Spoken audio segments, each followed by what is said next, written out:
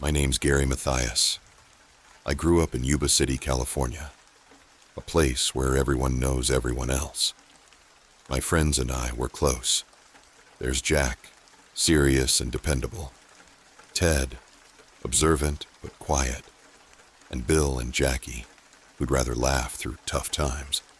The five of us have been through thick and thin. So, when we planned this trip to see a college basketball game, we were all in. It felt good to have something simple to look forward to. We were laughing and joking on the way there, barely paying attention to the road. But on the way back, the night seemed darker than usual, and the road narrower. I could tell Jack was nervous. He gripped the wheel tight as we made our way through the winding forest road. Then we missed our turn. "No big deal," I said, trying to lighten the mood. "We'll just take the next one and get back on track." But as the minutes turned to hours, I realized we were lost. The trees seemed to press in on either side, and the headlights barely penetrated the blackness ahead. Jack finally pulled the car over, and we sat there in the silence, listening to the wind. That's when I felt it, a prickling at the back of my neck, like we weren't alone. Ted must have felt it too, because he kept glancing out the window, his breath visible in the cold air. "Do you guys feel that?" Jackie asked, barely whispering. We all nodded. Just then, we heard a soft crunch in the snow outside. It was a faint sound, but unmistakable, like footsteps approaching. My heart pounded as I stared out into the darkness. There was nothing there, but the feeling of being watched was overwhelming. We waited, barely breathing, and the silence pressed down on us. Jack finally whispered, "We can't stay here. Let's walk. There has to be help somewhere close by." We bundled up and got out of the car, the cold air biting through our jackets. We hadn't gone far when we saw something ahead, a figure standing still among the trees. It was pale and barely visible in the moonlight, but it was definitely watching us. "Don't look at it," Jack said, his voice shaking. "Just keep walking." I kept my eyes forward, but I could feel it watching us, following us as we walked. The others must have felt it too, because no one spoke. We just kept moving, our footsteps echoing in the silence. Ted started muttering after a while, his voice distant, like he was in a trance. "They're waiting for us," he said. "They've been waiting." I grabbed his arm, trying to snap him out of it, but he wouldn't look at me. His eyes were fixed on something in the trees, something only he could see. The rest of us were too scared to look. We kept walking, Ted muttering and stumbling, the darkness closing in around us. I don't know how long we walked, but finally we saw a faint light up ahead. Relief flooded through me as I realized it was a cabin, maybe a ranger station. We could get warm, call for help, maybe make sense of what was happening. But when we got to the door, it was locked, the windows dark. There was no one inside. Jack pounded on the door, calling for help, but the only answer was silence. I glanced back toward the trees, and for a second, I thought I saw that same figure standing just at the edge of the forest, watching us. "We need to keep moving," I said, pulling Jack back from the door. "There's nothing here." We walked in silence, the figure fading into the darkness behind us. I felt like we were in a nightmare, trapped in a place that didn't want us to leave.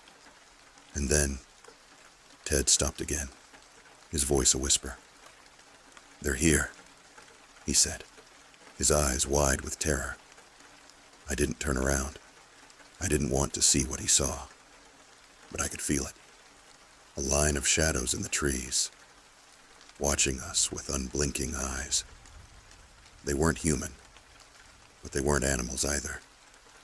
They were something else, something that had been out here long before us, waiting for someone foolish enough to wander into their territory.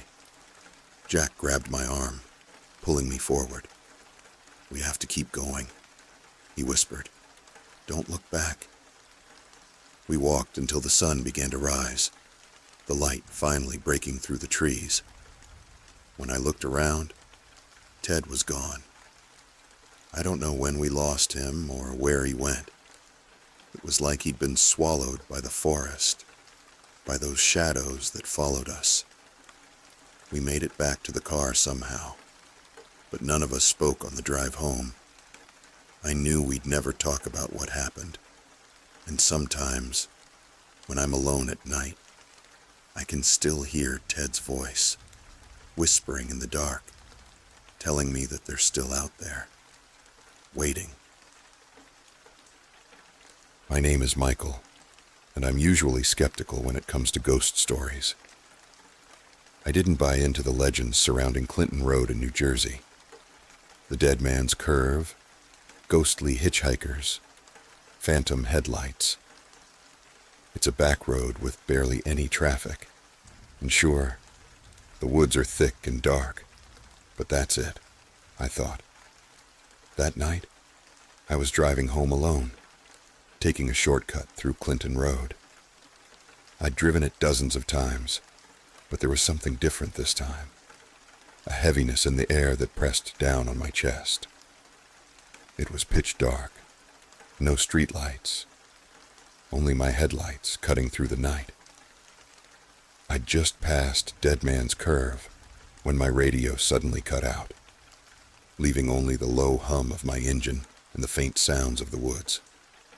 I felt a chill, but told myself it was nothing. Just the isolation playing tricks on me. Then, out of nowhere, my car's engine sputtered, and the headlights flickered. Panic set in. There was no cell signal, no other cars in sight. I pulled over, hoping it was just a minor glitch. As I sat there in the silence, I realized how unnaturally quiet it was. No rustling leaves, no animal sounds. Just silence.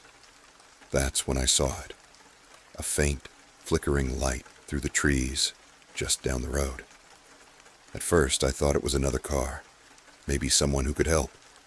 But as it got closer, I realized it was moving too fast for a car, and there were no headlights. It was a single orb of light, like someone holding a lantern, but there was no one around. I felt my pulse quicken.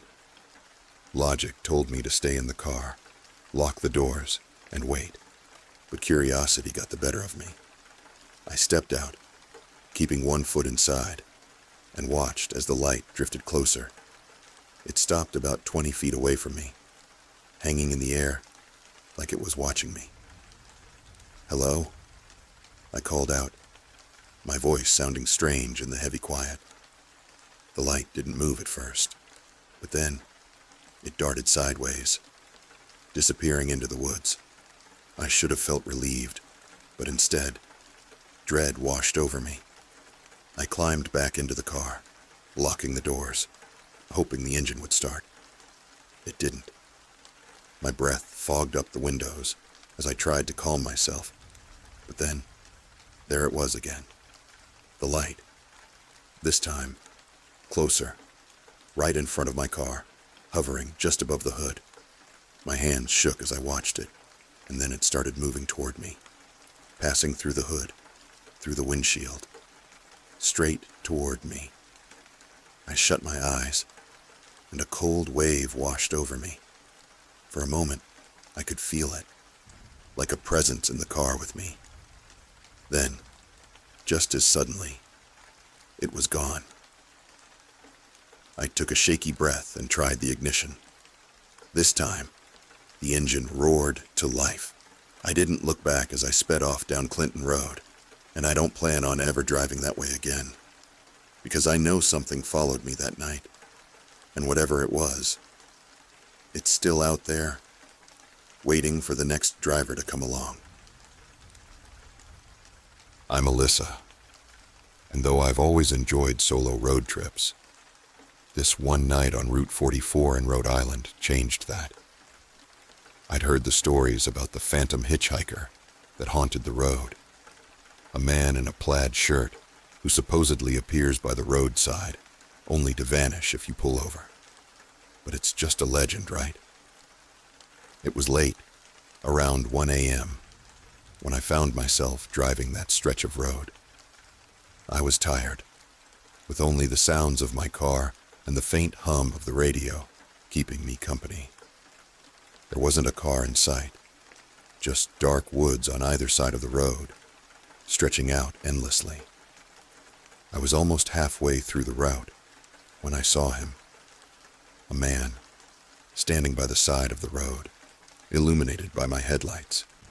He wore a plaid shirt and jeans, just standing there, staring as if waiting for me. I slowed down, feeling uneasy but unable to look away. His face was expressionless, and his eyes seemed wrong, too dark and hollow. Against my better judgment, I tapped the brakes, but something told me not to stop completely. As I passed him, I couldn't shake the feeling that he was watching me, his gaze heavy and cold. I glanced in my rearview mirror, hoping to see him fading into the distance, but he wasn't there. He had vanished. My heart pounded, and I tried to tell myself it was my imagination, maybe just a trick of the light. But then I saw him again. Up ahead, standing by the road, the same blank stare, the same plaid shirt. This time, fear overtook curiosity. I hit the gas, speeding past him, gripping the wheel so tightly, my knuckles turned white. I kept my eyes straight ahead, refusing to look in the mirror again. I just needed to get off Route 44 as quickly as possible. But my sense of dread only grew. No matter how fast I drove, he kept appearing, always up ahead, just standing there, waiting. It was as if he knew every move I would make. He would be right there, on the shoulder, motionless. I started to panic, certain that I was losing my mind. I sped up, the trees blurring as I pushed the car harder. I was nearly at the end of the road when he appeared directly in my path.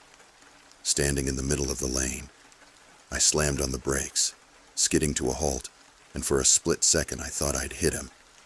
But there was no sound, no impact. He just stood there, staring at me through the windshield. His dark eyes seemed to pierce right through me. I froze, too terrified to move. Then, slowly, he stepped forward, reaching out toward my car, his hand brushing against the hood. My instinct kicked in. I jammed my foot on the gas, swerving around him and racing toward the nearest town, not daring to look back. When I finally pulled into a gas station, I sat there for a long time, my heart racing, trying to convince myself it hadn't happened. But I know what I saw.